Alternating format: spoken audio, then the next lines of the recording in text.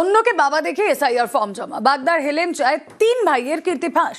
নিজের বাবা প্রতিবেশী বৃদ্ধের নাম এক, প্রতিবেশী বৃদ্ধের এপিক জমা দিয়ে এসআইআর ফর্ম জমা। প্রতিবেশী বৃদ্ধের স্ত্রীকেও মা বলে পরিচয় 3 ভাইয়ের। কথা বলবো, প্রতিনিধি অনিরুদ্ধ রয়েছেন সঙ্গে। অনিরুদ্ধ, এই ঘটনা সামনে আসার পর কি ব্যবস্থা?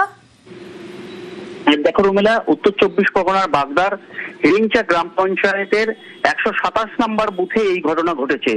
এই 3 জন যুবকের বিরুদ্ধে ইতিমধ্যেই এই হরষিত বিশ্বাস, যাকে বাবা সাজিয়ে এসআইআর ফর্ম ফিল আপ করেছিল, সেই হরষিত বিশ্বাস নিজেই পঞ্চায়েতে বিএলও সুপারভাইজারের কাছে অভিযোগ জানিয়েছেন। তার অভিযোগ যে রঞ্জন বিশ্বাস, হিরণময় বিশ্বাস এবং প্রশান্ত বিশ্বাস, এরা 3 ভাই তাকে বাবা সাজিয়ে এবং তার স্ত্রীকে মা সাজিয়ে এসআইআর ফর্ম জমা দিয়েছেন। তিনি জানতে পারার পরেই তিনি এই পঞ্চায়েতে এসে বিএলওর যিনি সুপারভাইজার আছে তার কাছে অভিযোগ জানিয়েছেন যে এই 3 ব্যক্তি তার কোনো পরিচিত ব্যক্তি নয়, তারা তার ছেলে নয়, এই হিসাবে তাদের বিরুদ্ধে ব্যবস্থা নেওয়া হোক সেই আবেদন জানিয়েছে।